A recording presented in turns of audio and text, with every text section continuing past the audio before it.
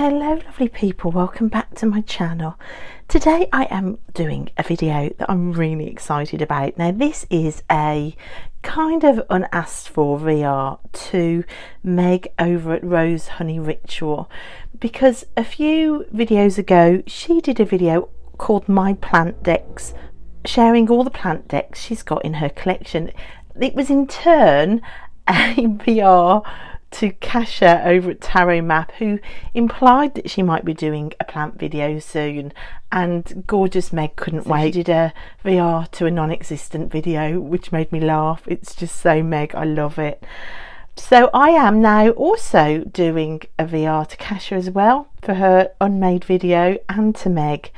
It's also part 2 of my Good Mood decks to Marine over at the Waves of Your Soul, because I've realised over the past year that all my decks that cover plants or trees or landscape or place or nature are all my Good Mood decks.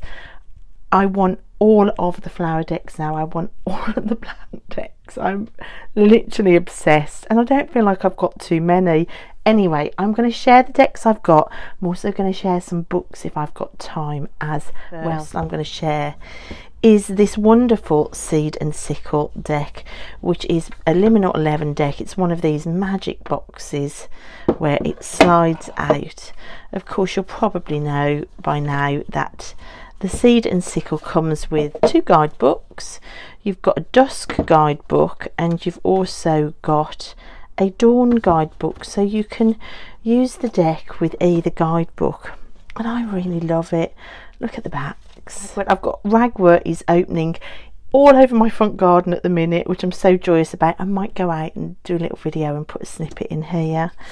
You know, you've got trees, you've got the rowan tree, you've got wildflowers, you know, wildflowers and garden flowers, foxgloves, magnolia, tulip, mandrake, bramble. I've got brambles all over the place at the minute, but the magical properties with them are incredible.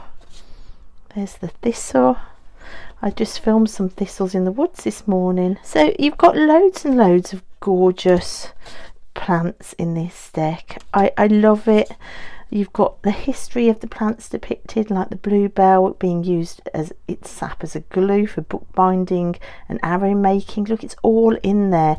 Doesn't necessarily always tell you in the guidebook, however, but if you're interested in researching the history and the properties of plants, once you pull one of these cards, it is there for you to discover. It just doesn't spoon feed it to you necessarily. So this is a deck I really love. I pair it with this one, the Witch's Wisdom Tarot. I know it isn't necessarily a straight plant deck, but for me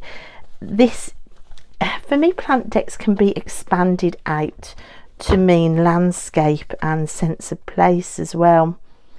And if you look at these two, look, the backs, you've also automatically got the synchronicity between the flowers, the yellow flowers on the back. The card stock is incredibly similar, and I have found these two paired together to just be a really magical combination. And this does put me in the same space as just a straight up plant deck, because you can see the amount of nature and plants within the deck. Though I know officially it's not a plant deck, for me it's in that same space. You know, it expands out to mean landscape as well. I just love them. Yeah, so these both come into the category of plant decks for me, the Seed and Sickle and the Witch's Wisdom Tarot. An amazing combination. Oh my gosh, look at that synchronicity with the bowl and the pond there, and the colours in that, just wonderful. I love it. And also here with the shape of the leaves and the antlers, I love things like that when I use decks paired together. So the Seed and Sickle and the Witch's Wisdom are my first two. Another favourite that I've been working with this year is this one, the Botanical Tarot, a tarot deck about the language of flowers. This one I love. Now I got obsessed with the language of flowers and how Victorian flower arrangers would use the language of flowers in the novel Language of Flowers, which is currently up at the caravan. But if you're interested in the language of flowers, there is a novel by the same name which is really good. But this deck, oh my gosh, I love this deck. The little book and the bigger book that comes with it are great for working with. It gives you an insight into some of the history around the flowers and the way the language is developed. I love the fact that it's just all black backgrounds. I love the fact that it is just flowers in here. I love the symbols. There's no writing on the cards. It's one that you need to work with the guidebook, of course. You want to fall into actually the symbolism of why this flower, that flower. But I think if you've got a natural interest in finding out about flowers, then you know this is definitely a deck that I would recommend. I have loved using it this year. It's had quite a bit of use this year, along with the Witch's Wisdom and the Seed and Sickle, and it's wonderful. Okay, I've just had to open the windows, so if the traffic noise gets really bad, I do apologise, but we are under a red alert heat weather warning for today and the beginning of the week. They've closed all the kids' schools, can you believe it? So because of the heat. So yeah, so I'm sorry about the traffic noise, guys. But anyway, this is the Botanical Tarot and I love it. Another wonderful deck if you want to work with tree energy, of course, is this one, the Tree Whisper Oracle by our lovely Mags. I'll link her channel below. She's doing some wonderful videos at the moment about her path with druidry and her tree practice. So if you haven't found Mags yet, which I'm certain you have, but if you haven't, she's would be great for you to go and have a look at. Walk slowly, listen softly. This cardstock on this deck is just the most sumptuous, beautiful cardstock that I've ever come across. It's wonderful. And you can see this is a photography based deck where she manipulates images after meeting and talking with the tree spirits that she finds there, and it's a way of her depicting the tree spirits. And you've got a keyword on the bottom as well to work with. But I do think with any of these walks as well, with tree spirits or plant spirits, that if something else comes through as well for you, they're great cards to sit and meditate on and to, you know, have your own conversations. Yeah, and I just love her work. I love her practice. I love her spiritual walk. And you can feel kind of Mag's calming presence as well within this deck. You can tell that somebody with a real deep tree practice has created this deck, which has these glorious backs. Yeah, so this is a firm favourite. I love this one. Right, the next two that I want to share, both by Beth Seelanon, and it's these two, the Guardian Tarot and Tarot Leaves. Now this was one of my very first decks, and I've got a walkthrough on my channel where I actually cry opening it. I just love it. And of course it's guardian tree spirit that are all throughout this deck. And then continuing in that same vein, you've got this Tarot Leaves deck. It uses images of the tarot, but drawn within different types of leaves. So these are the backs on this deck. These are the backs on this deck. So the leaves are being used and not explained in this deck. It is just purely done for aesthetic reasons. But I do think if you do love working with tree energy, then just having the leaf imagery on there is lovely. I mean, I find this deck incredibly powerful to use. I might give them a go at pairing them actually, because I can see some synchronicities happening here in colours. Look at this. And normally when I see synchronicities in colour, that's a a green light for me to start trying pairing. They've got things to say, and you can see Beth's art style here. There are similarities with the colour palette and the art style as well. And I just think if you want to work with tree energy and that's important to you, then this is a kind of different but lovely way to do it as well. So that's the Leaf Tarot and the Guardian Tarot by Beth Seelenon. Another one that I absolutely love is this one, the Soulflower Plant Spirit Oracle deck. Now this was the indie version. It has now come out mass market, and I think the guidebook is bigger, so I'm really tempted to also get the mass market version. It has these wonderful backs to it, so there are different types of backs, and this is a deck that just makes me feel in touch with my garden really. They are the type of plants that I grow in the garden, that I see around me, and you get the name of a plant, you get a keyword, and you get a message really linked to the plant, which I really like. So it helps you to build up your understanding really, this deck, of how to work with plants, which I just really love. And I just think the artwork's gorgeous, the colour palette is lovely. This is a deck that I do like to take out into my garden and draw cards from on the table underneath the tree when I can get to it. Yeah, so the Soulflower Oracle, it is now mass market, so it's now available in the UK because it wasn't before. So it's a goodie and I love it. Another deck that reminds me of my own personal garden, and it is also a deck that can also help build your knowledge base and your skill base when you're working with plant energies. This one, the Herbal Recognition Cards. It's produced by AGM. It's colour coded, so you've got what you get on this. You get a lovely photographic image, you get the name, you get a little bit of info about it, and you get habitat, a description, recognition tips, times of the year you'll see it, safety notes, and also collection tips. So it's just a really fantastic sort of working deck to work with. You could also use it as an oracle once you've got some knowledge about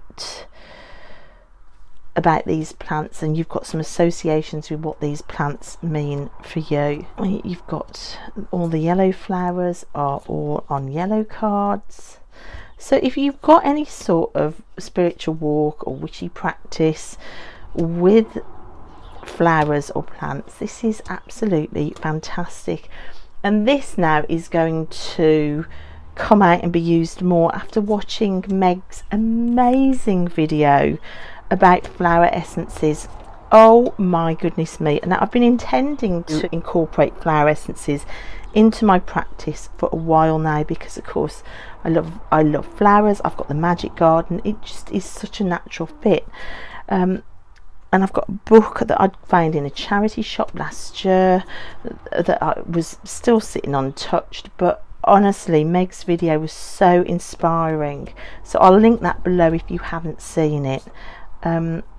So Meg's video not only shows you how to use the actual flowers and the plants to make flower essences, but also how to incorporate other objects and tarot cards to put extra energy into the essence. And my mind was completely blown, and you see way more flower essence work on, well, some flower essence, because I've done none yet, work on the channel, down to Meg really being so darn inspiring. Another flower deck that I love is this one, the Enchanted Unicorn Oracle. It's absolutely ram full of magical symbolism, this one.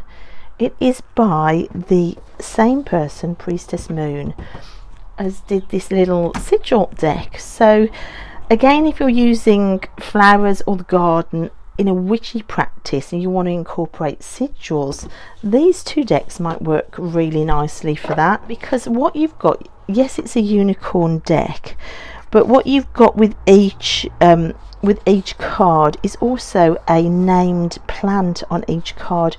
You also get sigils on each card as well, and in the descriptions you get some information about the plant that's on there with each card. So although it doesn't necessarily look like a plant deck, although the backs kind of do, plants are incorporated into this deck, as well as sigils, as well as this amazing unicorn creature as well. These are the backs on these. This deck does come in a large circle variation as well, like a bigger deck, but I've just got this little one. But it's an amazing combination. It just gives you a whole load of different ways to work with plant energy, so making sigils, working with these characters around the plant, as well as all of the history and the associations with the actual plants themselves. I mean, they might be fantastic decks to work with together. So a really creative and witchy doorway into working with plant decks here. In this little silk bag I've got a tiny little deck. I've got a playing card deck, a visual Botanical Encyclopedia that uses traditional images of plants. Look, and you've just got the name of the plant and a visual representation, and then the Latin name of the plant. So this might be a really nice way to pull a card to study a plant for the week. It's a really nice visual encyclopedia for the plants as well. So it's simple. There are no messages on there. There's no guidebook with any history. Again, it's not spoon feeding it to you, which a lot of these decks, I think, a lot of plant decks don't spoon feed it to you. But it's a nice way into choosing a flower to study. If you had a little playing card deck like this, I have seen playing card decks about mushrooms, which I'm desperate to get now when I'm out of no buy, because the world of mushrooms has now opened up to me recently and has grabbed my attention. Okay, the next deck is in this beautiful Flower Fairies bag. And this is the Magic of Flowers by Tess Whitehurst. Now this was a gift from the lovely Sandra over at the Whispering Well. It's got these backs to it. Now the guidebook in this is really good because each card, it gives you a journaling section, and you've got each card gives you the magical properties of the plant and then divination. So if you want a more bog standard divination oracle based around the flowers, then again this is a good one. You only get the name on there, you don't get any of the keywords, so it is one that you'll have to work with the guidebook for a while until you get to know the deck, or you could write the keywords on, I suppose. But I love the colours in this. I love the purple. I just think it's really pretty. It puts you right into the middle of the flower bed, and I love it for that. It's one I don't see very often anywhere, and I don't know why, because I mean, look at these cards, they're just so pretty.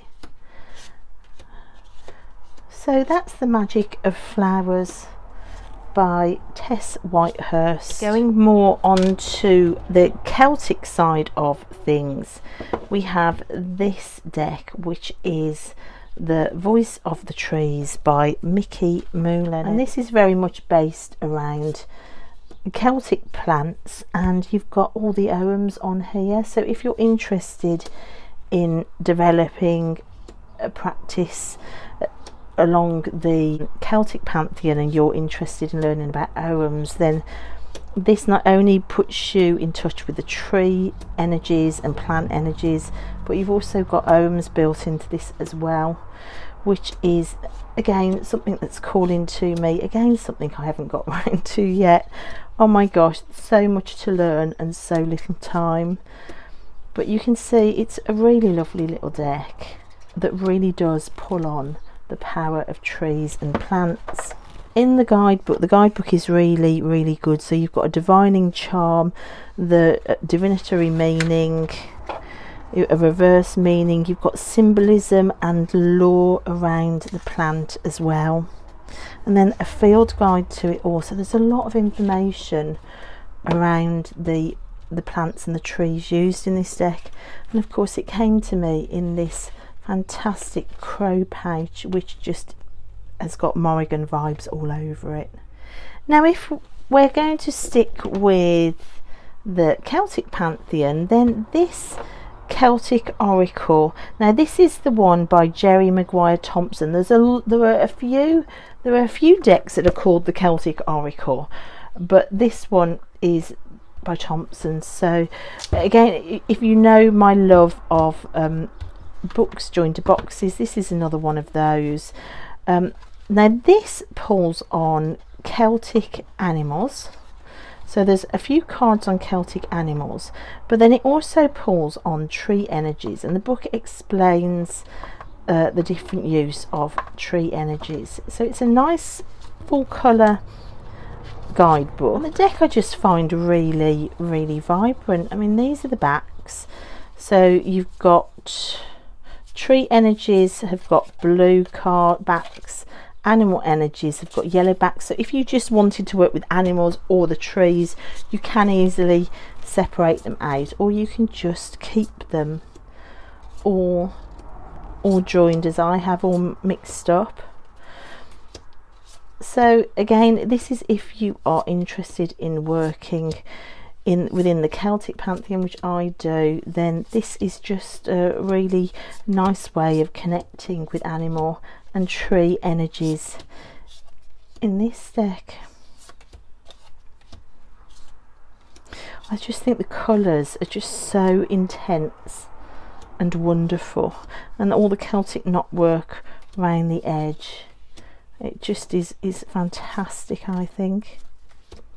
So expanding the vision out a little bit from just straight plant decks, of course you've got decks like the Druid Craft and the Wildwood, which for me make me feel like I'm working with the natural world and also plants. But there's also these two as well. The Forest of Enchantment is an absolute winner. I absolutely love this deck, but rather than individual plant energies or flower energies or tree energies, it just kind of shoves you into the middle of the forest. But that still kind of feels like a plant deck to me as well, so those get a quick mention. The Green Witch does it a little bit more focused, because not only have you got the further back view of say the forest or nature, but it does link a plant with each card. You've got the laurel tree here, so there are a lot of links within this deck to like herbs and trees and plants, and they appear on the cards and are explained in the guidebook as well. So this further back view of landscape or forest or nature, a bit like with the Witch's Wisdom that I spoke about, this still feels very much like a plant deck to me. But again, look, you can see the plants featuring in there, so it's kind of landscape, sense of place and plants. Look, can you see the plants focused on? Yeah, so this is, I love this deck. I think this deck is absolutely gorgeous. So of course, called the Green Witch, it's going to have some link to plants of course in there. So that's the Green Witch Tarot by Anne Moira. And then sticking more with a larger view of the forest. There's this Denise Lynn, the Sacred Forest Oracle. Now I bought a copy of this for each of my girls at Christmas because I just thought it was beautiful, and anything that kind of evokes that sense of the forest and messages within the forest I think are just wonderful. So it's a collage deck of these like computerized images, but look, the wise woman of the grove. For me, that puts me right smack bang into the middle of nature. It's not everybody's cup of tea, I know.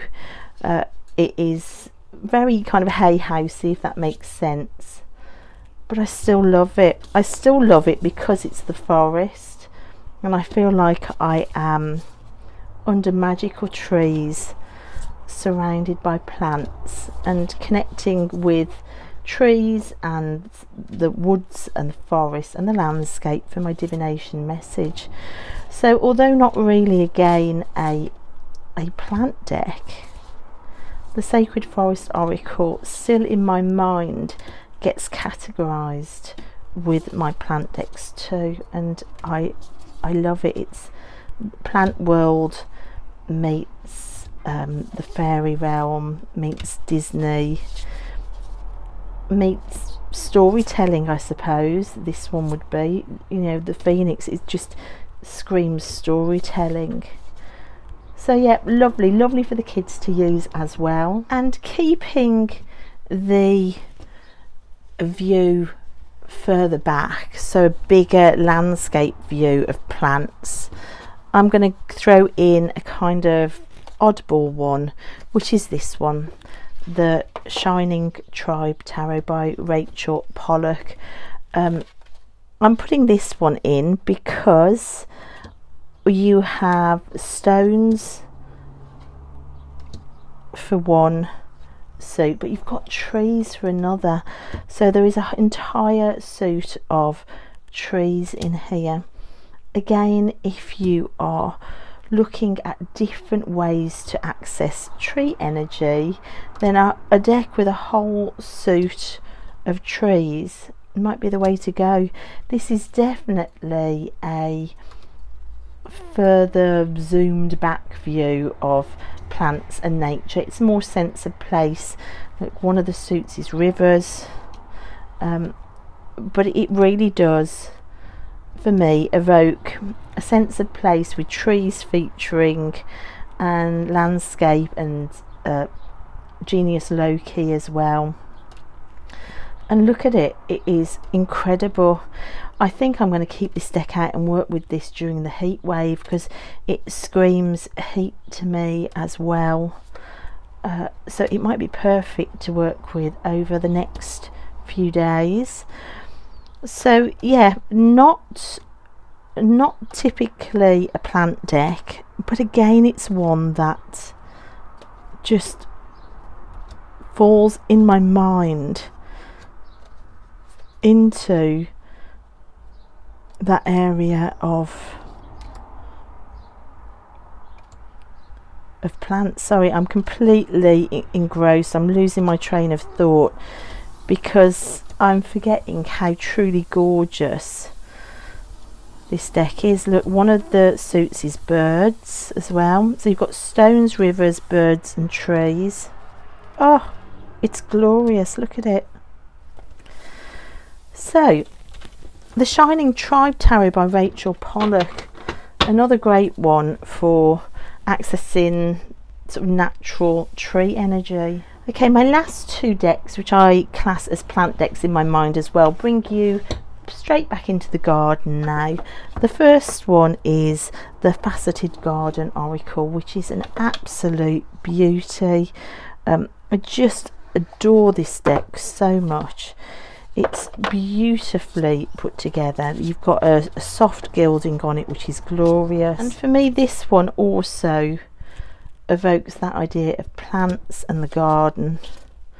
And it uses kind of that energy for divination, and it's wonderful.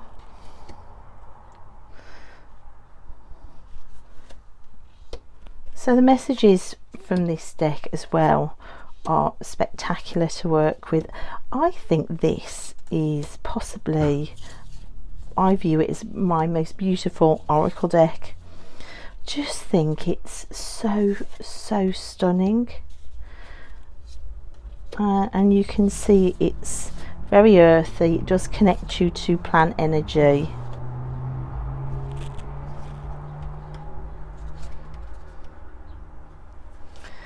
Plant energy and beyond, I would say.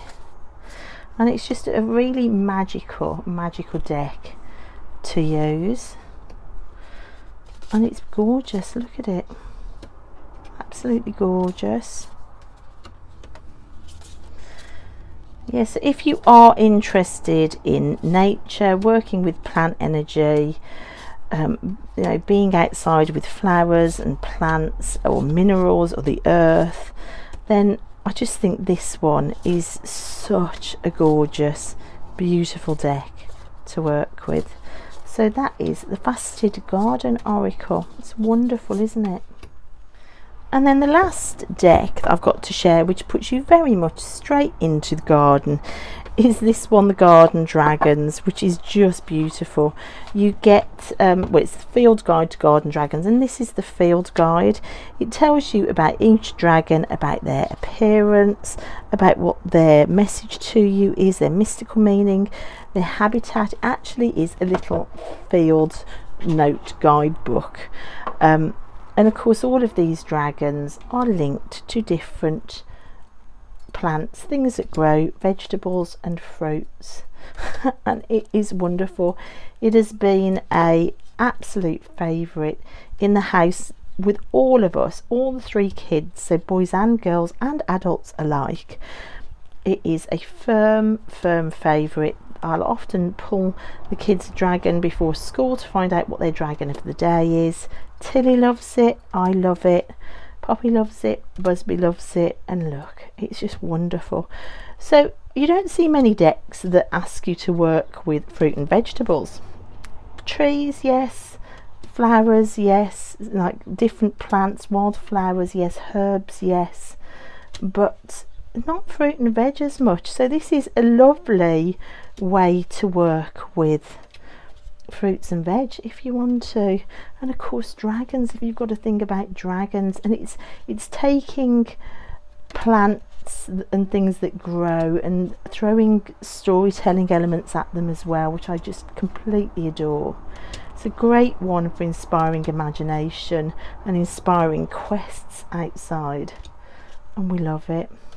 So that's the field guide to garden dragons. So I think I've actually got time to share a big pile of plant books as well that you may be interested in. These books have been collated over the last few years and they are top of my list to be read.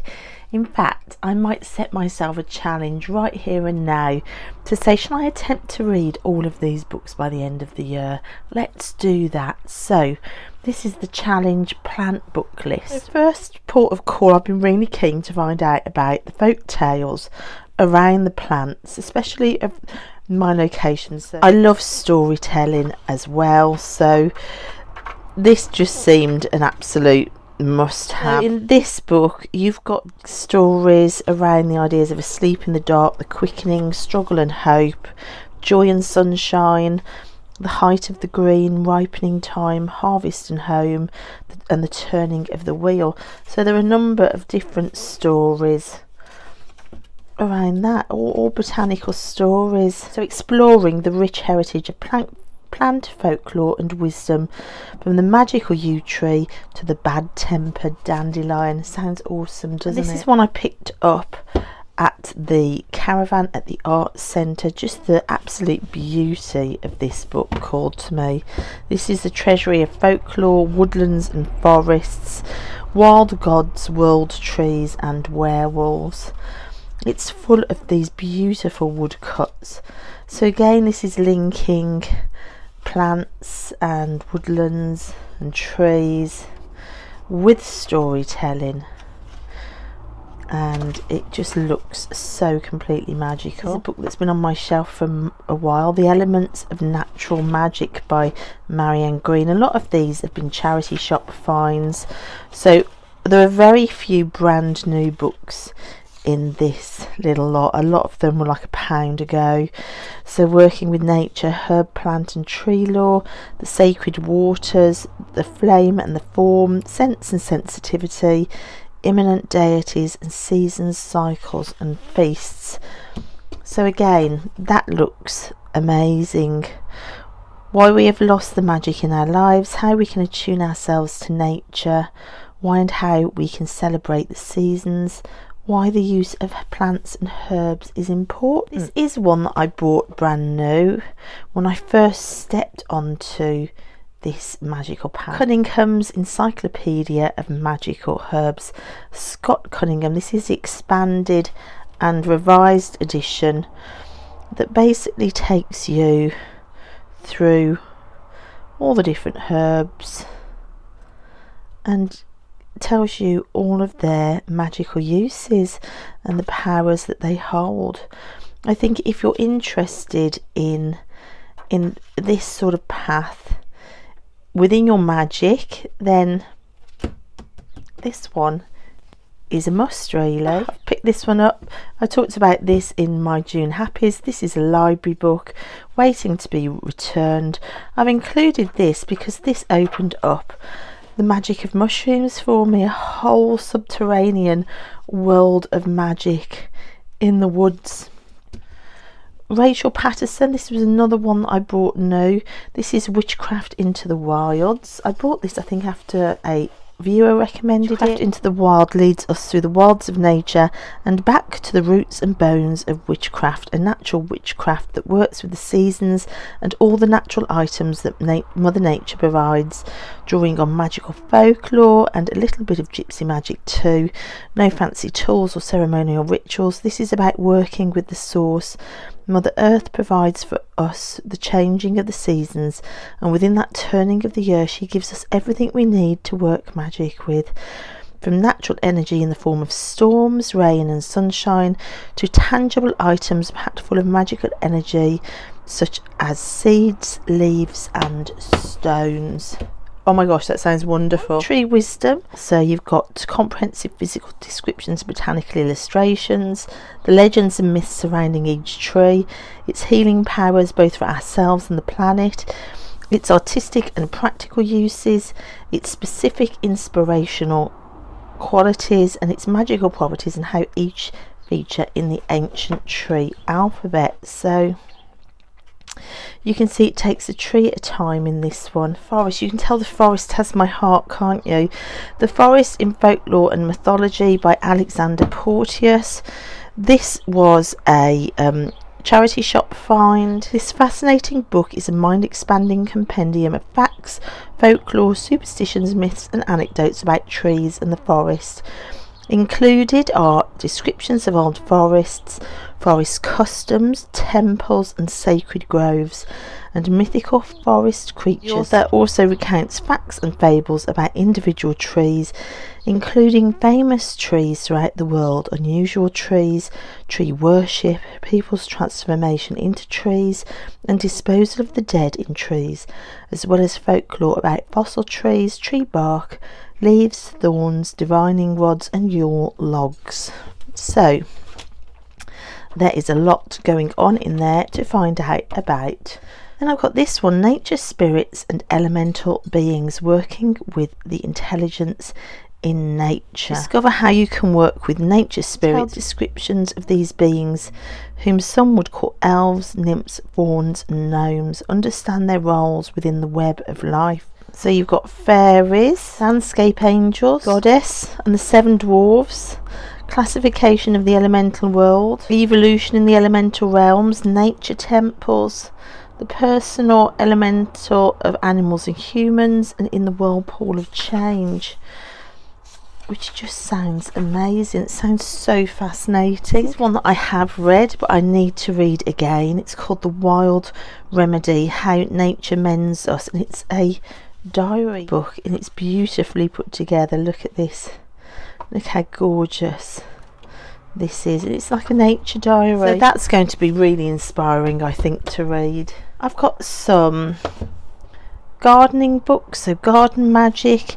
This is a book by Rachel Patterson, who has a YouTube channel which I will link. It says it doesn't matter if you only have a windowsill with a pot plant on it, or a small city terrace, or a playing field of several acres, you can always work with the magic in your garden.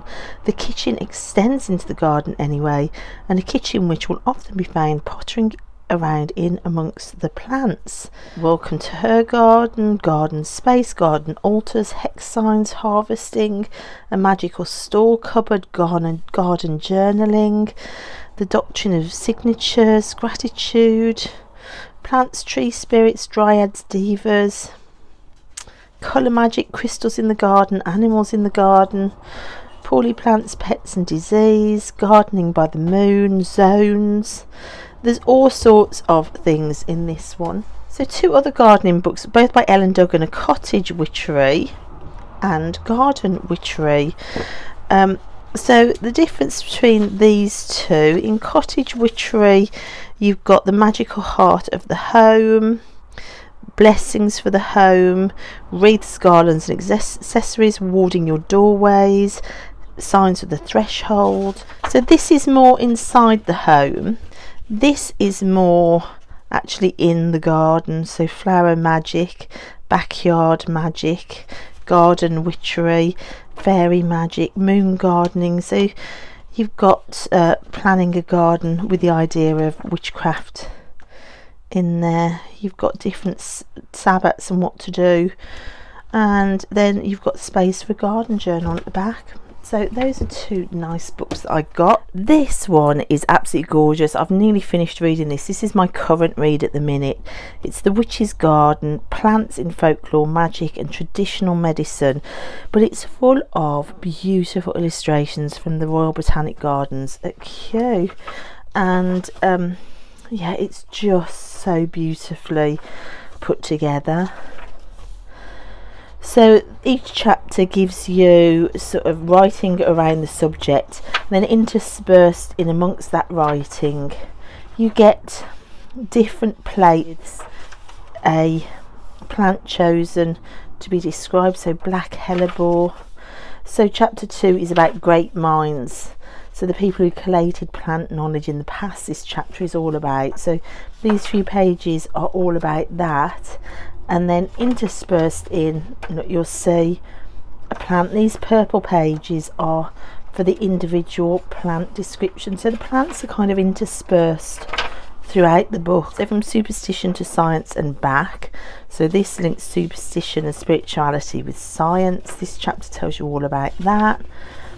So that's the writing for the chapter. And then you get the plants again, so a page about rosemary, a page about yarrow, which is currently growing in my garden, parsley, which is also currently growing in my garden. Then you've got the seasons, so this is all writing about plants through the ages linked to seasons. And then you've got the cherry, ferns, the oak, the holly, and so on and so on. And it is just the most gorgeous read. The books that I got from a charity last year are these 2. They were like 99p each. So an illustrated guide to herbalism and the illustrated guide to flower essences. This is the book I mentioned earlier that has been sat on my shelf unused. It tells you all about flower essences, how to make an essence, how to use them as well. Just a really great charity shop find. It has been sat unused, but it's got pulled off pretty darn quick when I watched Meg's flower essence video, which was just, like I said, it was so inspiring. I will link that below. But this is just wonderful. This is off the shelf now. And then at the same time I found Herbalism, an illustrated guide. Again, it's your bare bones of herbalism explained.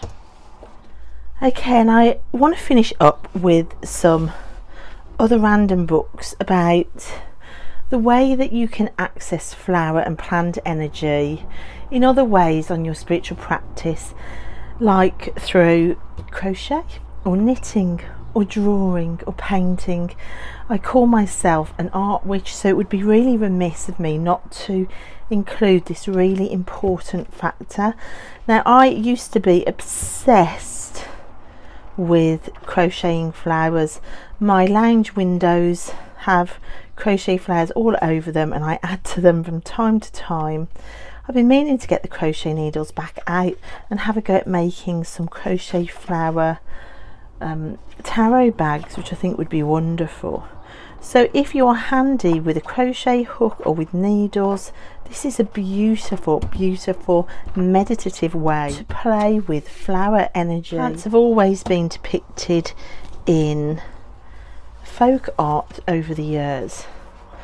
So folk art drawing and nature. I love folk art. I love how simple some of the motifs are. So exploring folk art and the drawing of trees and plants and birds and the natural world, even if you don't feel like you are great at drawing, it might be the research that opens up something for you. I mean, look at these really simple repeating patterns. I mean, look at the way that this tree is depicted here. It might be a really nice way to find ways to draw sigils. I mean, it's very, very, very simple. Look, these plants are drawn incredibly simply.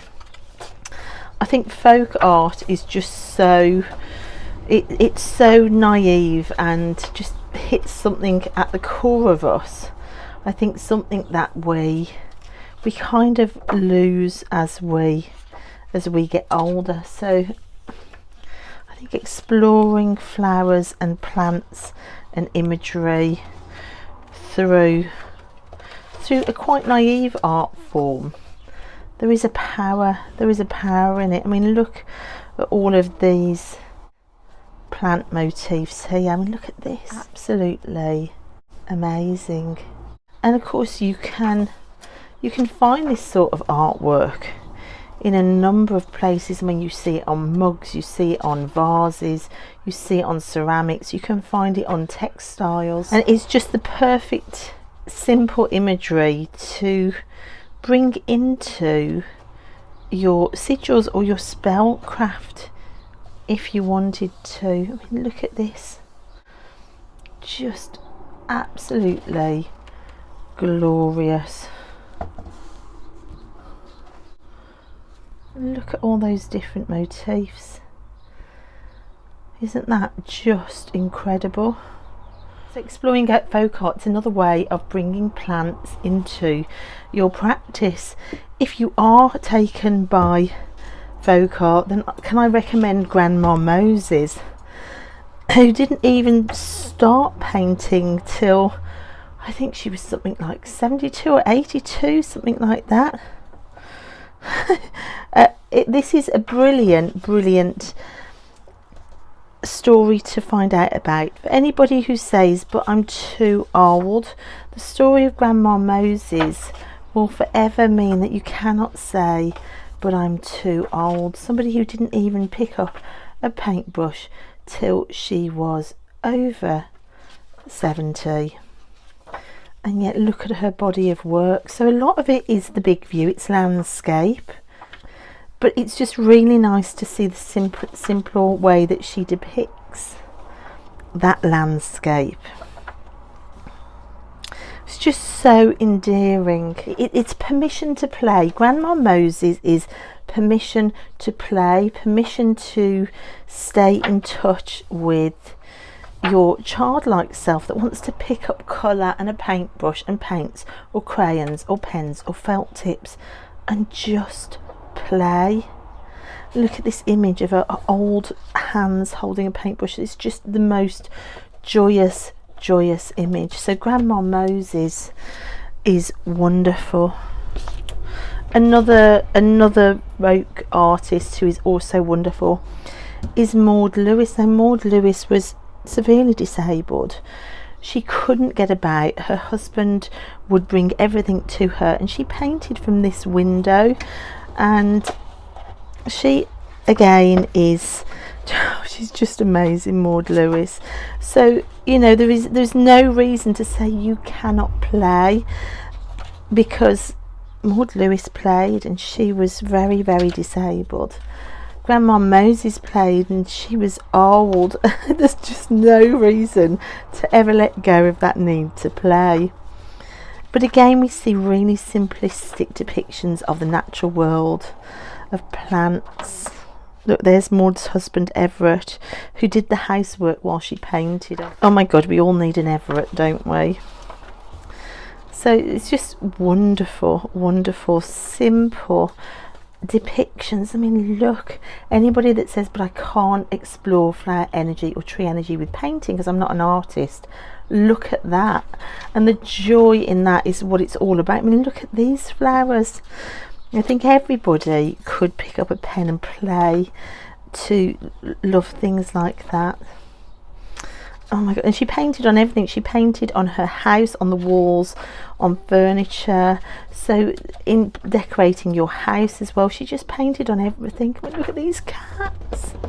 It's just completely amazing. So Maud Lewis again, inspiration to play. Of course, I wanted to talk about Frida as well. I can't think about the power of flowers without talking about the icon that is Frida. Of course, her iconic image is flowers in her hair. So wearing flowers, not only the art of Frida, but her style, incorporating flowers into your style, like jewellery, flowers in your hair. There are so many ways that we can play with the natural world as glamour magic. You can see all of these clothes have got flowers on, so flower prints. I mean, when I think of Frida, you think of her art, but most people, me included, think of her style. I think of vintage lace and big billowy skirts and flowers. Look, here she is. And petticoats and layered print with flowers. I mean, look at the flowers on that and the flowers there. Just the flowers on embroidery. I mean, absolutely stunning clothes. Look at that image, isn't that just glorious? Not only flowers in art, but flowers in clothes and jewellery. MacIntosh watercolors as well. This is a superb book with some beautiful sketches in. This I think is just inspiring to take a pen or watercolor set out into the wild, or to set up still lives in the house, and to just spend time painting and drawing. I mean, these are glorious, aren't they? I mean, look, you can imagine sitting in a garden and just having fun painting these. Oh, just glorious, wonderful, wonderful images. And I can't possibly talk about art and flowers without also talking about the wonderful Georgia O'Keefe. She, along with Frida, is a real inspiration for me. This is her big you can tell it's a monster book, biography about her, which I haven't yet read. I don't quite know what I'm waiting for. I'm waiting for, I don't know, a special moment. Perhaps I might read it through the summer. Georgia O'Keefe was quite the woman. And of course she was famous for working with flowers. So here are some of her flower drawings. There she is. And bones as well. The Earthbound Oracle and the Wooden Tarot always remind me of Georgia O'Keefe. This was her lover. And she moved to the heat of Mexico. She just moved out there. She moved away from her lover and just decided to explore the bones of the scenery around Mexico. Before she moved to Mexico, she was very famous for all of these beautiful flower paintings. Looking, you've got leaves. Again, there was a lot of talk in the media that it was linked to the female sexual organs. She always denied it. But I think the zoomed in view of her flowers, you can see why people said that. Oh, I love Georgia O'Keeffe. I just think there is such a wildness of spirit in her and in her art. Like, you can see the skulls began to come in when she moved to Mexico. Instead of going out to gather flowers to paint, of course in the heat there was no flowers, so she would walk and collect bones and bring bones back and paint them. Oh, it's just, I just think she's incredible. I could not do a video about plants and the power of working with plants and trees without also talking about Georgia O'Keeffe. Look at this work, it is stunning. So for me, art and my spiritual path, it always walks hand in hand. Look, you can see the bones coming in here, and landscape as well. Gosh, it's just incredible, because it's all tied into that magic of life. This is another book. This is a much more simplified book, a breakdown of her life, the times that she grew up in, moving from New York. I think the Shanty Lake is where she would go with her lover.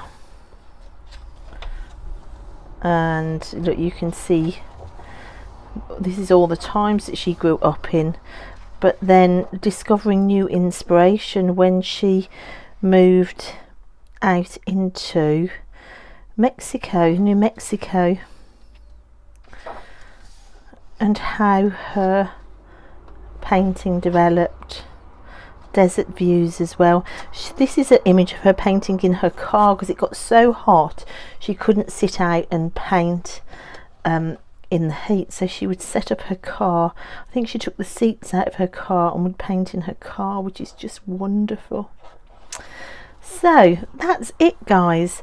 My decks, my books, my inspiration around plants and trees and plant energy, ending up of course with the art that inspires me. I hope that's given you some ideas of how to possibly work with plant energy or be inspired by plant energy. Thank you so much to Meg for doing the video. I'm going to link Meg below, also to Maureen, because don't forget this is Good Mood Decks as well, part 2. I've also got a video that I watched a while ago about Georgia O'Keeffe. If you're interested in her, I'll link that. It's well worth watching. She was just amazing. She's a great person to be inspired by. So anyway, guys, that's it on a boiling hot day here in England. Thanks so much for watching, and I will see you next time. Bye.